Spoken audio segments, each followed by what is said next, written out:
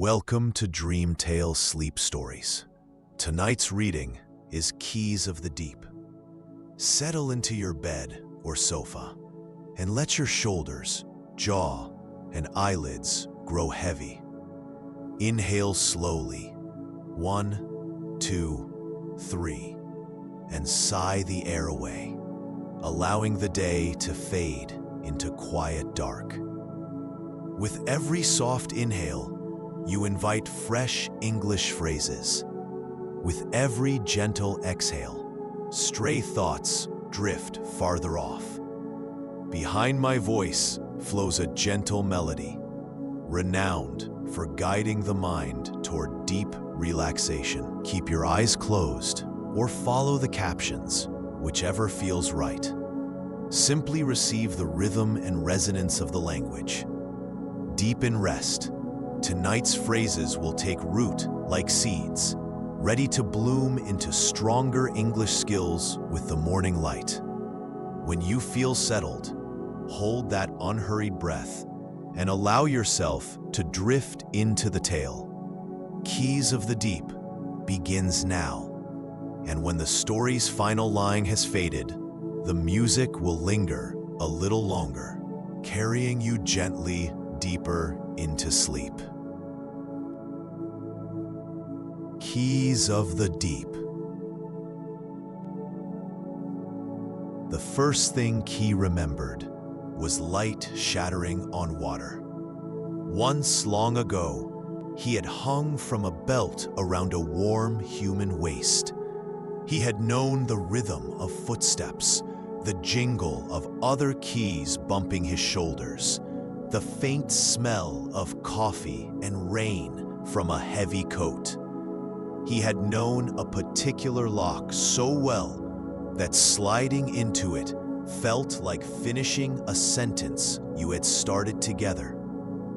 Then there had been the bridge, a careless hand, a sudden laugh, a sleeve catching on a railing. Key remembered the moment his ring slipped free, the gasp, the clatter on metal, the dizzy spin. The world turned into sky, river, sky.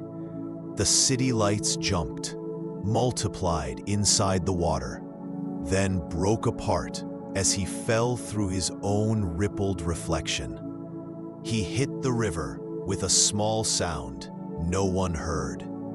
He sank, tumbling, all his old motions suddenly useless. Up and down traded masks. Cold fingers of current probed his surface, searching for memories to steal. Light thinned, turned green, then blue, then rumor. He thought that was the end of things. It was, in a way, and it was also the beginning. He woke in a different kind of light. It did not come from a sun or a street lamp. It leaked instead from tiny organisms in the water, from patient lanternfish, from glass bottles that glowed softly with trapped hopes. The light was blue and slow, as if it had thought carefully about every decision before making it. Key lay on a bed of sand, half buried. Rust had begun to bloom along his teeth in delicate orange lace. Above him, towers rose. They were not towers built by humans with cranes and plans and arguments. These towers had grown from what the surface world had forgotten. A spine of shipwrecked beams stitched with nets. A pillar of stacked teacups fused with coral. A spine of toy blocks and broken radios. Between them drifted curtains of kelp and streamers of plastic ribbon, tangled around the bones of umbrellas and shopping carts. The city of forgetting. Key did not know its name yet, but it had a name, whispered through water and bubbles. Here, at the bottom of the sea, lost things did not simply lie still and give up. They gathered, rearranged themselves, and carried on with the stubborn dignity of objects that had not finished what they were made to do. The shadow fell over Key. "New arrival," said a voice that chimed like glass tapped by a spoon. "You should wriggle free before the sand claims your outline." Key tried to wriggle. To his surprise, he could. He slid his shaft and teeth from the sand with a soft hiss and lifted himself. Not with arms, he had none, but with the small, invisible insistence that animated everything down here. The same field that kept a chipped teacup upright and a single shoe hopping along the street now turned in his metal like a tide. He blinked. He did not have eyes, but he blinked anyway. Habit is stronger than anatomy. In front of him stood a glass bottle, its sides green and scratched. Inside it sloshed not water, but a thin roll of paper tied with blue thread. The bottle walked on 3 little crab legs, which peeked shyly from its bottom. "I am message," the bottle said. "I used to carry confession. Now I mostly carry directions." It widened, then thinned, then spread sideways instead of upward. It exited the frame of the door and poured into the water like a new river. It rushed past Key and his companions, racing along the ridge, spilling over the edge of the trench, climbing the walls of rock and wreck. Key staggered back, leaving the keyhole. He watched, amazed, as the light threaded itself through the sea, searching for paths. "Did you just rewrite a myth?" Marble whispered. "I might have negotiated with it," Key said weakly. The light reached the city of forgetting. From afar they saw it, beams of brightness weaving through the towers of teacups and bicycles, the umbrella groves, the suitcase hills. The light touched each object gently, as if checking their pulse. Some things rose, not many. A single red shoe drifted upward, caught in a column of brightness. A letter in a bottle stirred and shot toward the surface in a trail of bubbles. A photograph, its edges curled, unfolded and soared like a reluctant bird. At the same time, objects from above began to fall. Not from the sky, there was no sky here, but from currents that now connected directly to the light. A key ring slipped down, jangling. A child's toy car tumbled in lazy spins. A spoon that had been dropped from a ship's rail clinked as it struck an anchor and settled beside it. Surprised. The light did not drag everything up or everything down. It simply opened a corridor between, a current between stories. "Look," Message said softly. "They're visiting." The city of forgetting brightened, not just from the light, but from new motion. Old friends reunited, new arrivals welcomed, departures that hurt but made sense. "Will they come back?" Marble asked, watching the red shoe vanish into the bright distance above. "Some," Compass said. "Some will find new shelves, new pockets, new lives. Some will fall again, because gravity has a sense of humor. But now there is a way both directions. That matters." Key felt the corridor inside the door steady into a rhythm. Up and down, down and up. Stories flowing instead of being cut off by a single edge. He looked at the keyhole. "You could still go," message said quietly. "You made this possible. You could ride your own current back." Key considered the thought.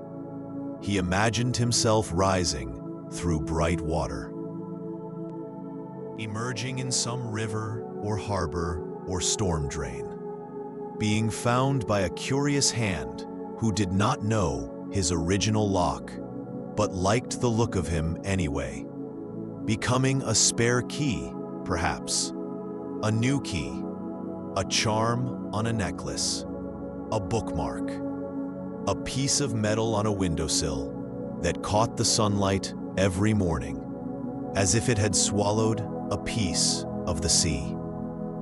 He imagined going back to his old door and discovering it gone, replaced by a new building, new locks, new mats, with cleaner letters. He imagined the disappointment of realizing that the belonging he craved lived more in memory than in the world.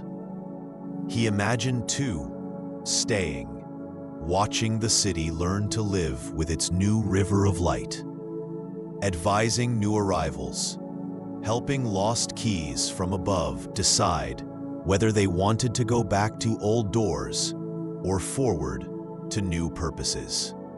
"I think," Key said slowly, "that the door I was made for has already had its story. But this door," he nodded at the one before them, still glowing faintly, "is just beginning. Someone should stay who knows how it feels on both sides." Trunk chuckled, a sound like baggage carousel wheels finally stopping. "Always knew you were heavier than you looked," he said. Marble bumped against Key's side affectionately. "You'll be the key of the deep," he declared. "That's a much better title than number 3 on a ring." Message tilted in agreement. "And I," she announced, "will update my route. No longer just a bottle at the bottom. I'll be a ferry, carrying stories between the city and the door. Confessions, requests, and conversations. Invitations. Someone has to handle the paperwork." Compass's needle spun lazily, then locked onto Key. "Very well," they said. "I will map the new current, but the name at its source will be yours. Keys of the Deep, plural. No door works with only one story." Key felt something unclench inside him. He rolled his shoulders. Imaginary things, but they felt real enough, and moved closer to the door once more. He did not enter the lock this time. He simply rested his head against the plate, like someone leaning against a familiar frame while listening to voices in the next room. Above, on the surface, life continued. Bridges trembled under traffic. People lost keys and found them. Doors stuck and then yielded. Somewhere, a mat with a tired H finally wore through and was thrown away without ceremony. Below, in the city of forgetting, life continued too, with a new river of light flowing through it. The city did what cities do best. It adjusted, it gossiped, it experimented. It made lists and lost them. It discovered that some objects wanted to visit the surface briefly and then return, grateful for the deep's quiet. Others wanted to stay above once they got there, intoxicated by sunlight and noise. Key stood at the door, greeting each arrival and departure. To a pair of glasses that had slipped from a pocket on a ferry, he said, "You can go back if you like. Someone up there squints without you. Or you can stay and read the patterns of the currents with us." To a broken key that drifted down, its teeth snapped, he said, "You are not useless. There are boxes here that will open only for someone with your exact scar." To a nervous photo album, pages fluttering, he said, "It is all right. Some memories are meant to get wet." He did not know if his human ever learned what had happened to him. He did not know if anyone on the surface felt, for a moment, an unexplainable ease when they unlocked a door, as if some old debt had been forgiven in a place they had never seen. He only knew that when he turned now, it was not for one lock alone. He turned for all of them. Years passed, not measured in sunsets, but in layers of barnacles on pillars, and the number of times marble claimed to retire from adventures, only to roll into another one. The city of forgetting changed around the door. A new district grew near it, the quarter of thresholds. There, objects practiced part-time purposes. A spoon spent mornings stirring surface coffee, and evenings measuring sea salt. A toy car raced through puddles above and then down. Hugh pulled small carts between stalls. Children, on the surface, sometimes found strange souvenirs on their windowsills. A smooth stone with a hole through it. A key that looked ordinary, but felt important when you held it. They kept them without knowing why. They called them lucky. They did not realize luck, like light, can travel underwater. Key's rust grew in delicate patterns instead of heavy clumps. The door polished him, in a way, every time he touched it. The sea polished him from the other side. He began to look less like something abandoned and more like something antique, old enough to have stories, still strong enough to open them. One day, as he rested at his post, Message scuttled up, her crab legs working double time. "News," she chimed. "Big news." "Another myth wants renegotiation?" Key guessed. "We already turned the tale of the treasure chest into a cooperative lending library." "Bigger," Message said. Her glass rattled. She turned so Key could see the paper inside her. The blue thread around it had faded, but the ink on the page glowed with a familiarity that made Key's teeth ring. He read. The handwriting was messier than he remembered, loopier, as if the writer had been interrupted many times. The paper described a bridge, a river, a lost key. It described the way the writer had searched for days, then weeks, convinced the key would somehow turn up in a pocket or under a couch. It described how, eventually, they had replaced the lock, but every time they turned the new key, a small sadness tugged at their fingers.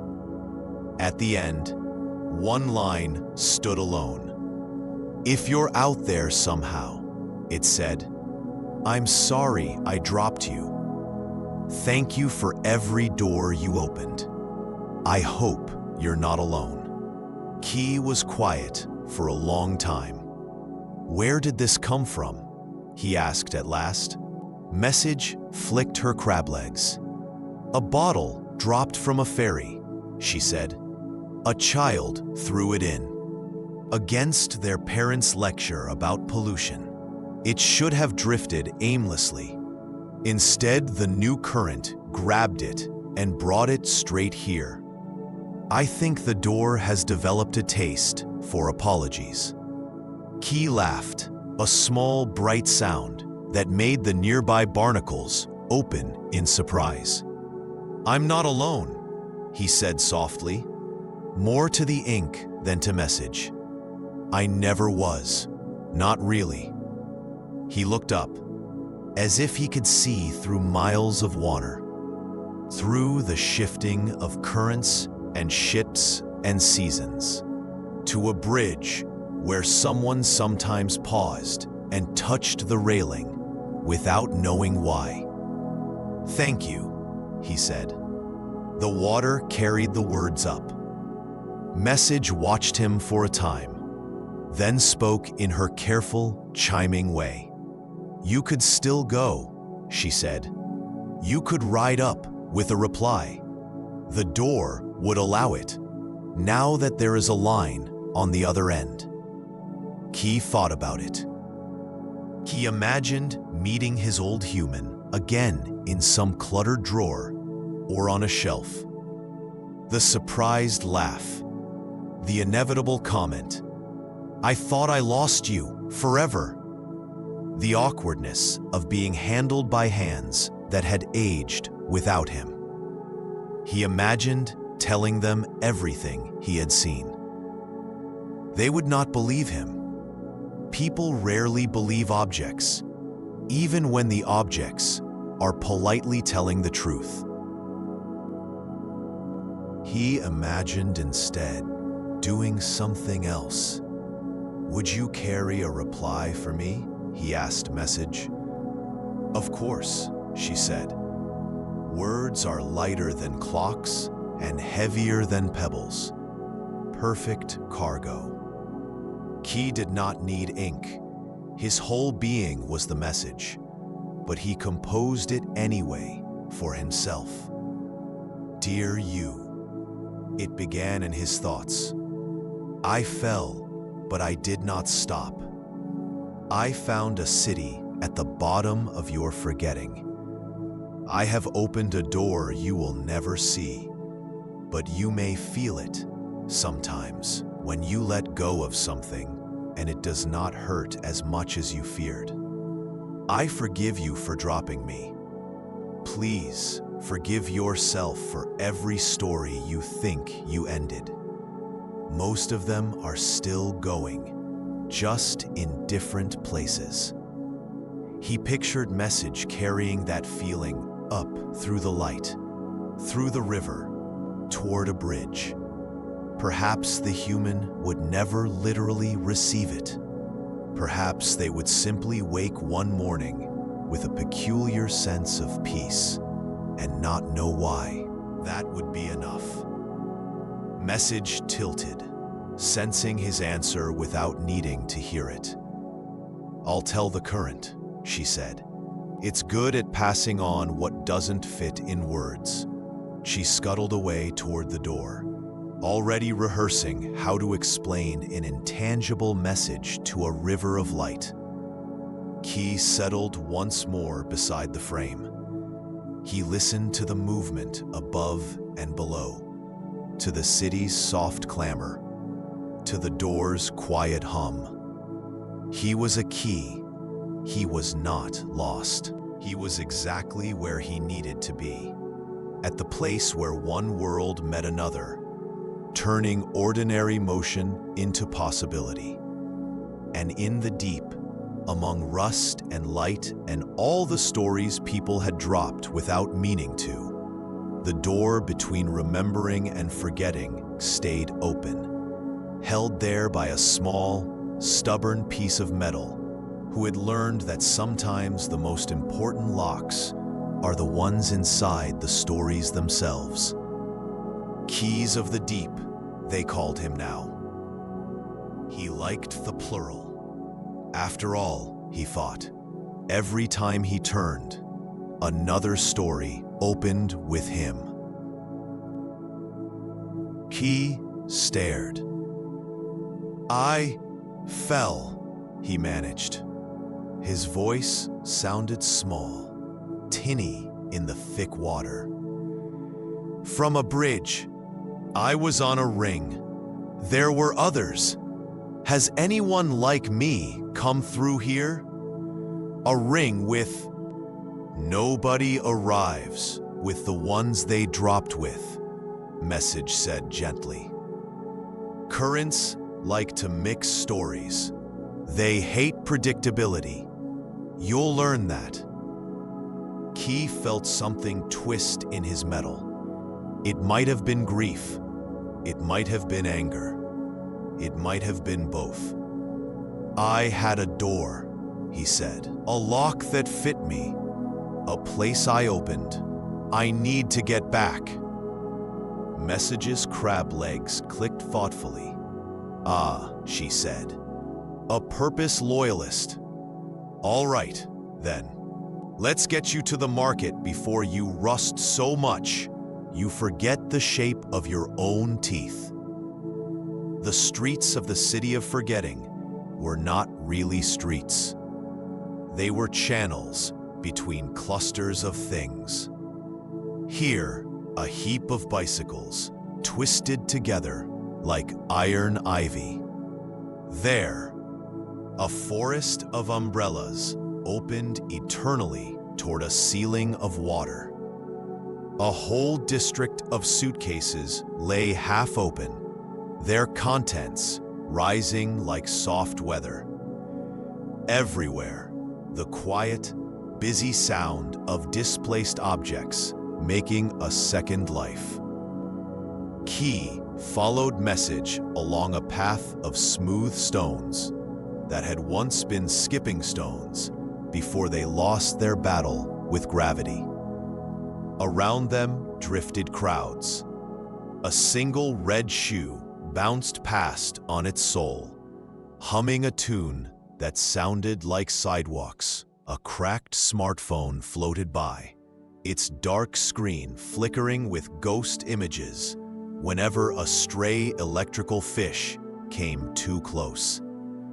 A plush bear wearing only one eye saluted them solemnly as it rode in the pocket of a raincoat that moved with the slow authority of someone who had once sheltered many shoulders. "They're all," Key searched for a word, "alive. In their way," message said. "Alive enough to want things, to regret things, to imagine different endings.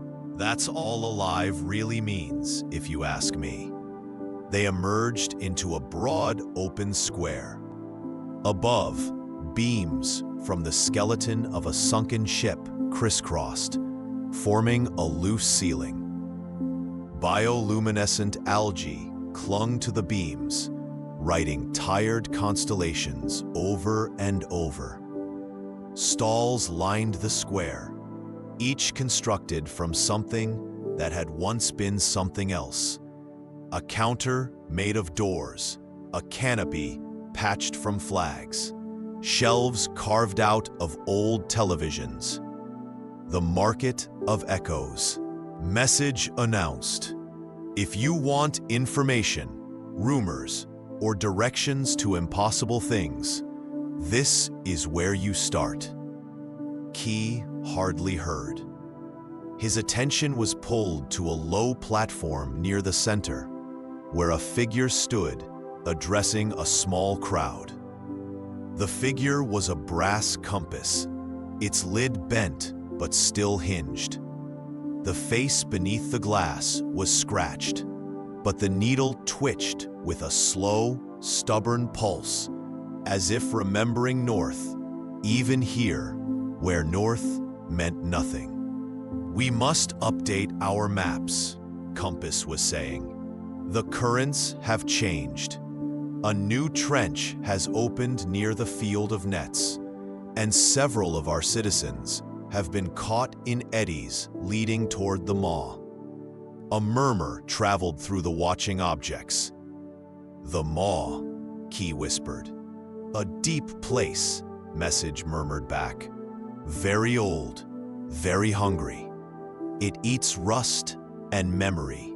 Do not fall in." Key's teeth ached suddenly, the way they had when someone had once tried to force him into the wrong lock. Compass continued. "However, we have also confirmed a positive rumor. The door of returning has been sighted again." The murmur became a wave, rushing through the crowd. Bottles clinked, spoons trembled in mugs. A plastic kite tangled in seaweed flapped with excitement.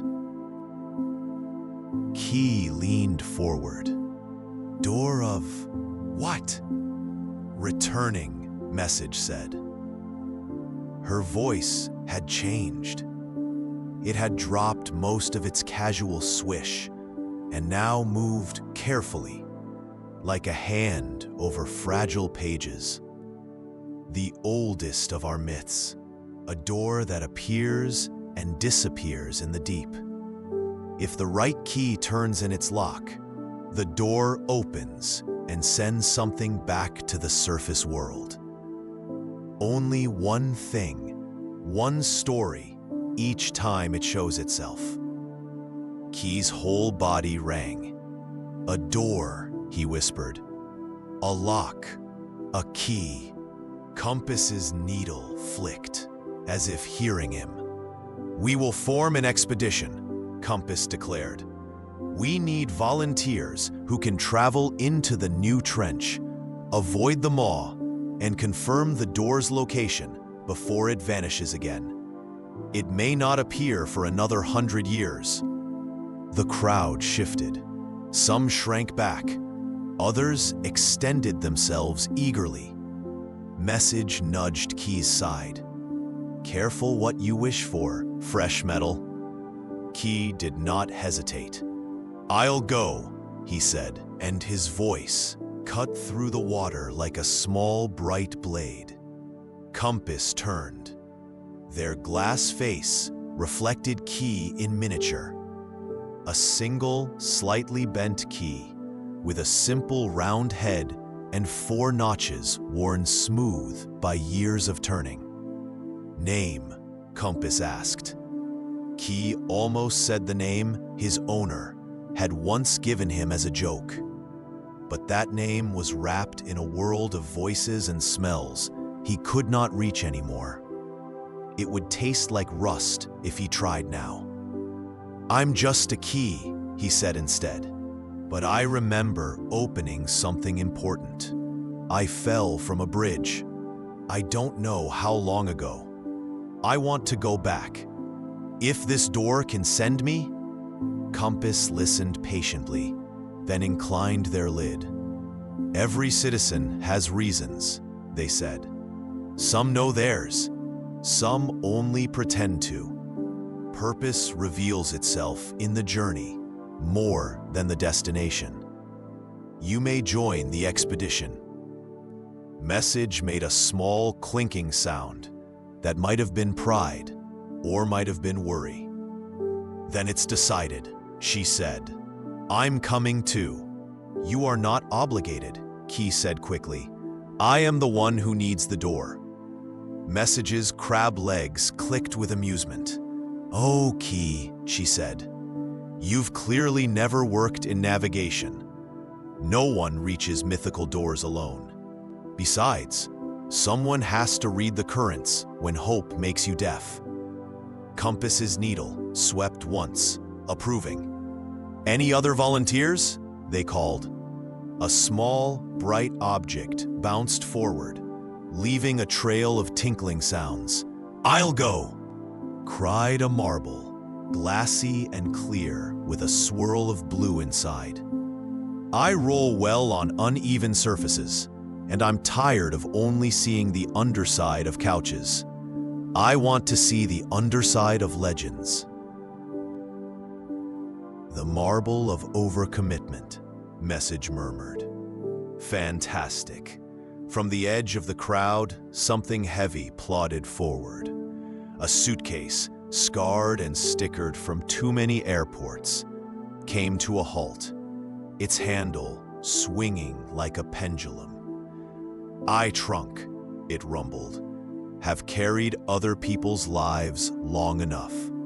It's time I carried my own. I will join." Key looked at them, Message with her hidden confession, Marble with his reckless gleam, Trunk with his quiet weight, and felt a strange warmth under his rust. He had fallen alone, but he would not travel alone. The days before departure were filled with preparations that looked remarkably like nerves. Compass met with currents, bargaining politely for safe passage. The currents did not speak in words, but in changes of temperature and pressure. Compass listened to each subtle shift and drew new lines in the sand with their needle. Message collected rumors as if they were shells. She spoke with anchors who always knew where they were but never left, and with fishing nets who knew where they had been but never where they were going. She spent hours with a group of plastic bags who drifted everywhere and nowhere, their movements full of accidents that sometimes looked like fate. Marble rolled around the city, saying goodbye to every corner he had ever bounced through. "Remember," he told a rubber duck in a fountain of dishwater, "if I don't come back, you can have my favorite hiding spot behind the radiator." The duck saluted, which in duck body language meant, "I will forget this immediately, but with great respect." Trunk let a family of staplers move out of his inside pocket. They had been renting the space, paying in gossip and the occasional paperclip. He folded and unfolded his lid several times a day, as if practicing opening for a future he had not yet imagined. Key spent his days visiting locks. Most of them were ornamental. A jewelry box that had lost its lid decades ago. A diary long since bloated with water, its flimsy lock hanging open in perpetual surrender. A padlock on a chain around the neck of a stone that had once been a bridge post and now was just another piece of the sea floor. None of them fit him. Each time he tried, the feeling was wrong. Some were too narrow, some were too wide. Some accepted him politely, but did not turn, no matter how he twisted. Key would withdraw, teeth aching, and apologize to both of them. "I am supposed to open something," he said once, to an old safe whose door no longer moved. "I used to know what. Now I only remember the feeling afterward. The click, the release, the relief from the other side." The safe listened inside its layers of salt and silence. "You are not the only one," it said finally. Its voice was slow and deep, like memory sinking through mud. "All of us down here remember the feeling of being needed more clearly than the details. Perhaps that is what makes us stay awake." Key did not feel comforted, but he felt understood, which is a cousin of comfort that sometimes grows into it later. They left at dusk, which in the deep sea meant the light had cooled from blue to something closer to thought. A small crowd gathered at the edge of the city, where the structures thinned and the open plain began. The plain looked empty, but it was not. Emptiness rarely is.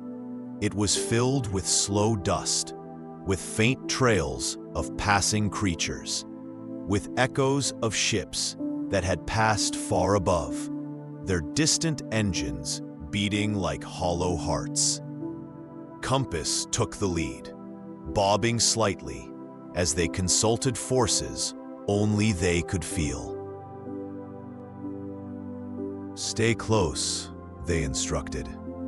"Currents are polite near the city, but they gossip farther out. If one of them takes an interest in you personally, decline the invitation." Key fell into place beside message. Marble rolled between them in short bursts, then stopped, then rolled again. Trunk brought up the rear, steady as a promise. The city watched them go. The umbrellas tilted in unison, as if offering a last canopy against hypothetical rain. The raincoats rustled. The anchored ship ribs creaked softly with sympathy. Somewhere behind them, the plush bear began to tell a nervous teacup the story of the last expedition that had gone after the door of returning. Key was glad he was too far away to hear the ending. They crossed neighborhood boundaries invisible to the eye, but obvious to the objects that lived there. The air shifted from familiar salt to something older. The water grew colder, then warmer, then cold again. Testy and undecided, shadows thickened, not because there was less light, but because there were more things for what light remained to bump into. "Look," Marble whispered at one point, his glass catching a strange glow.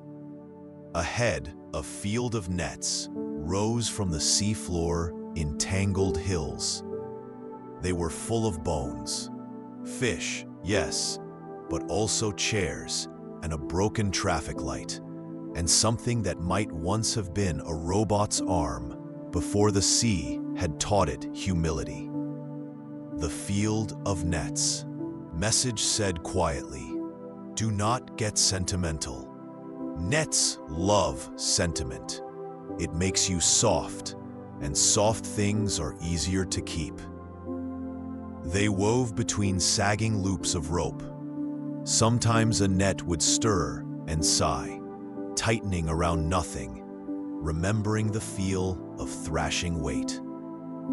Once a loose end brushed against Key's teeth, and he had to pull hard to free himself. "I caught a falling star once," a nearby net bragged in a hoarse whisper as they passed. "It burned and burned, but it could not escape. Then I woke up and it was a shoe." Marble snorted. "That's not how stars work," he muttered. Message gave him a look. "Down here," she said, "that might be exactly how stars work." They left the nets behind. The ground dropped away. "What is that?" Trunk rumbled. Key moved closer to the edge. Ahead of them yawned a chasm that split the ocean floor like a thought that had gotten out of hand. Its sides were jagged, layered with rock and wreck and shelves of sediment. Strange lights pulsed deep within it, blinking on and off like a slow code. The water that rose from the chasm carried a metallic taste, sharp as old batteries. "The new trench," Compass said. Their needle spun once, then steadied, pointing not north, but safe. "The mall waits at its deepest point. The door may be near there, or just above it, or nowhere at all. We must follow the ridge and not look down more than necessary. How do we know when we are too close to the maw? Key asked.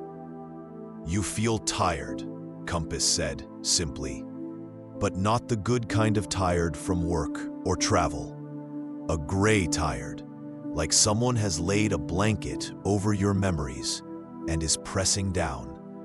When that happens, you must turn back. What if the door is beyond that feeling? Marble asked.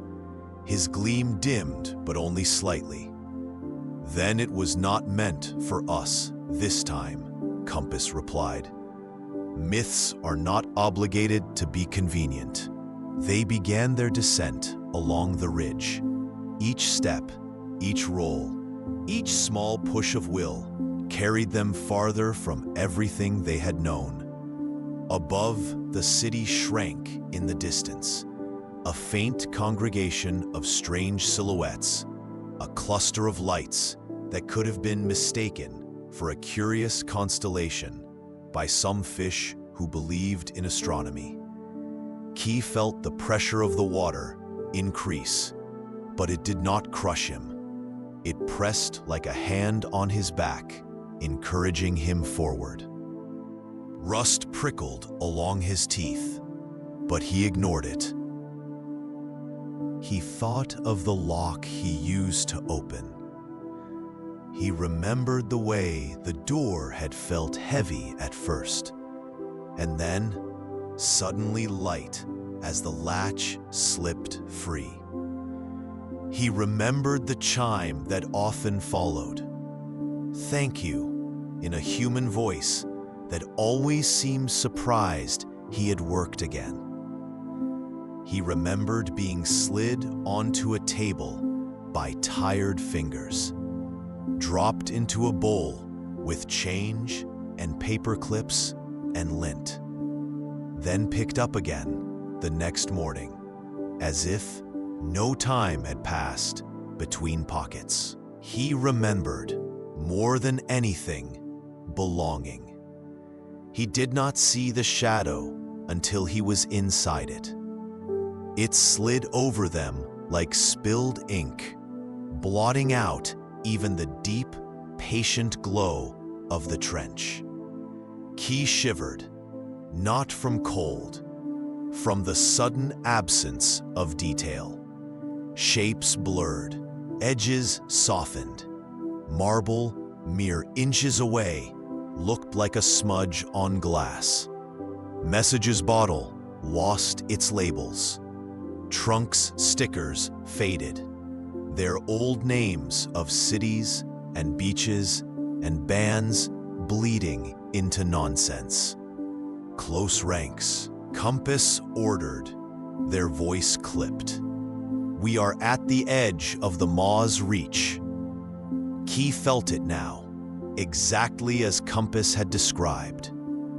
A tiredness that was not physical, but story deep. His memories grew heavier.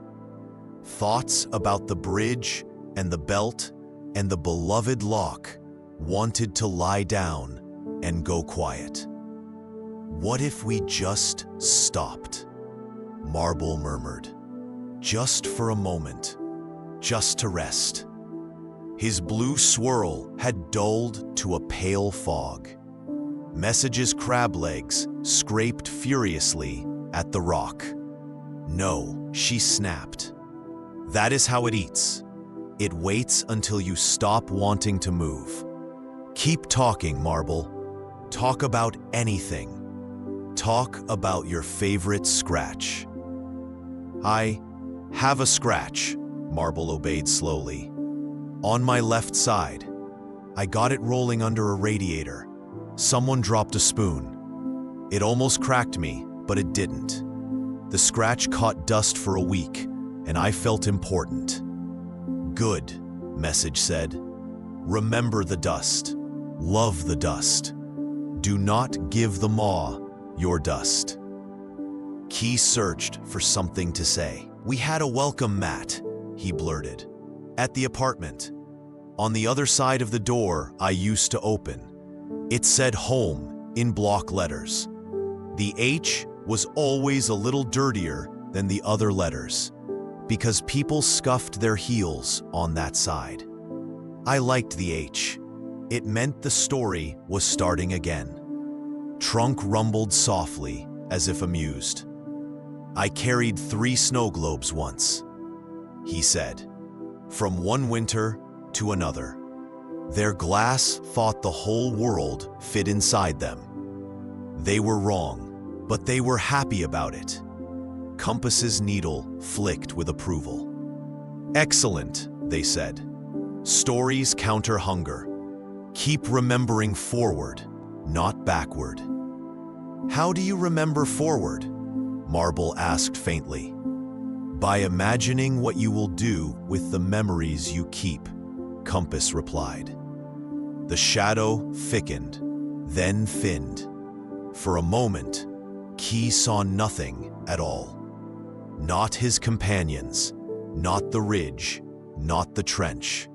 The world was a single, heavy moment. Then they stepped out of it as if crossing a line. Light returned, weak, but enough. The tiredness eased. Key's thoughts stretched cautiously, like someone waking from a nap they had not meant to take. Is that it? He asked. No, Compass said. Their voice had lost some of its brightness. That was the edge. The maw is deeper. We will not go closer than we must. Ahead, the ridge curved around a massive pillar of rock and wreckage. Something glimmered faintly beyond it, too steady to be bioluminescent algae, too focused to be random reflection. Key's metal sang. The door, he whispered. They moved toward the light. The door of returning was not grand. It was, Key thought, surprisingly modest for something so many myths had carried on their backs. It rose from the ocean floor as if it had grown there, a simple wooden rectangle braced in a frame of stone. Barnacles crowded its lower half.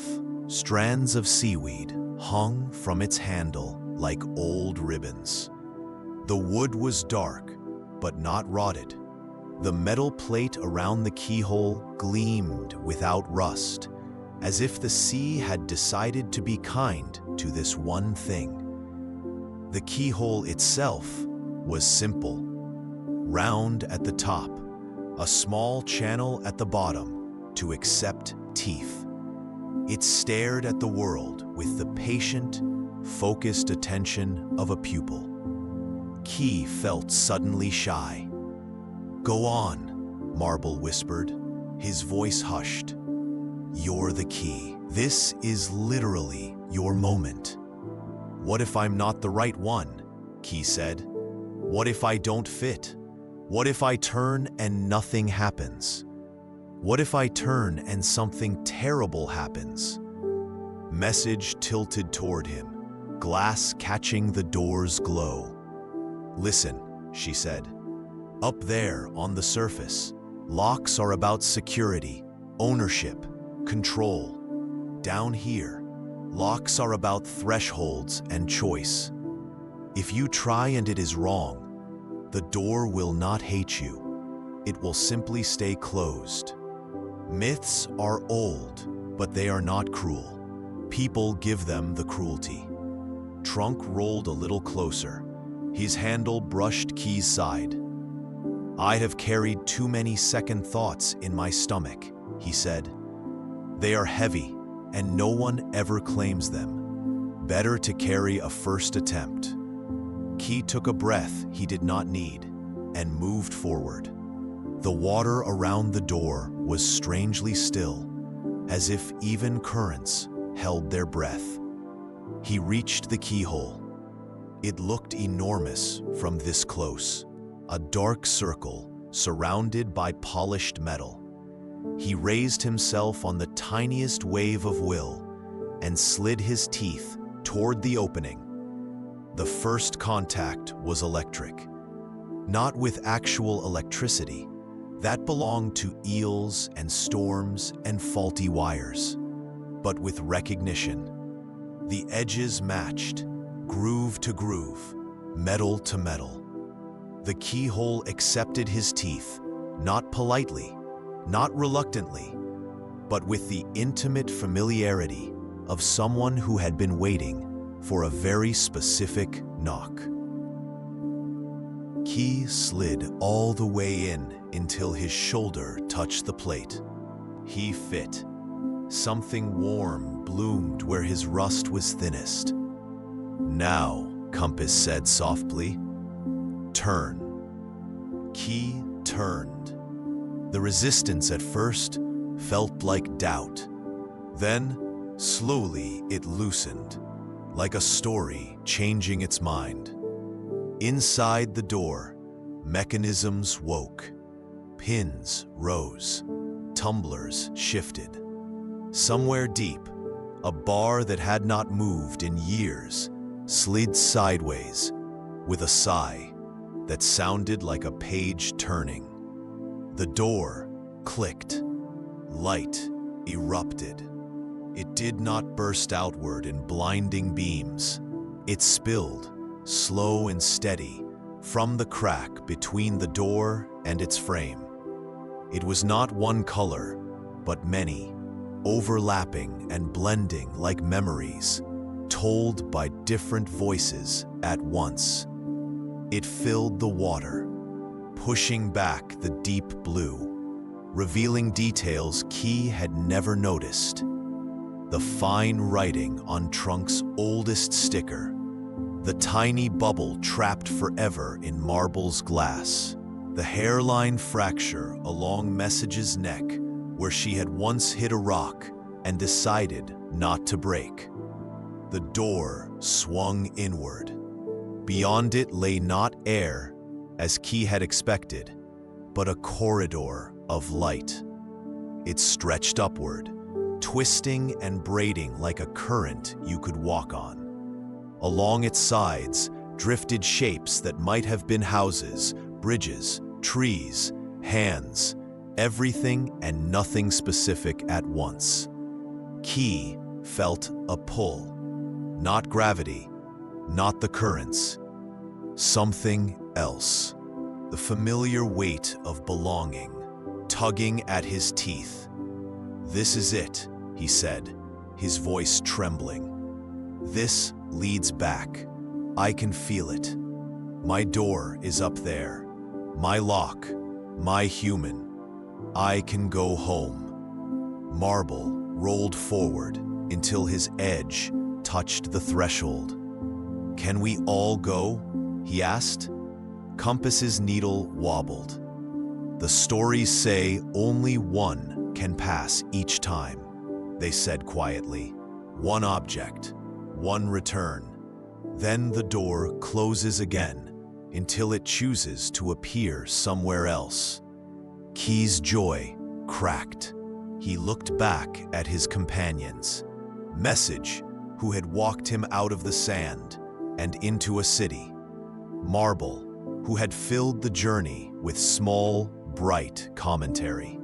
Trunk, who had shielded them from falling debris in the field of nets, and carried Marble when he had grown tired of rolling uphill. Behind them, far away but real, the city of forgetting. The umbrellas, the nets, the anchors, the quiet safe, and the arguing spoons. The countless objects who had not given up on having another chapter, even if it had to be down here in the dark. "If you go," Message said gently, "we will go back. We will tell them the door is real. We will tell them you made it work." "You deserve to go," Marble added. "You're literally built for this." Trunk said nothing. His handle sagged, which for him was the same as a sigh.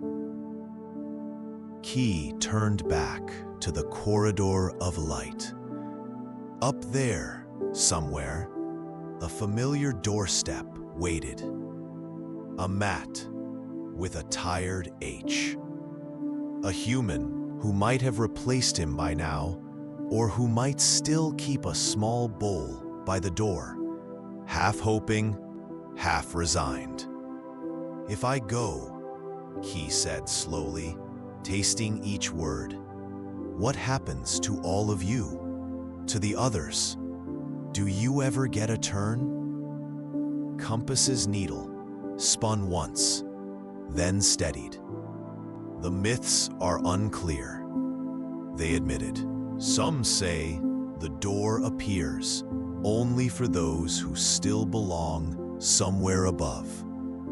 Some say it appears for the city itself as a kindness. Objects return one by one, carried on its light. No one knows for certain. Stories often disagree about their own rules." Key listened. For a moment, the light corridor's pull was everything.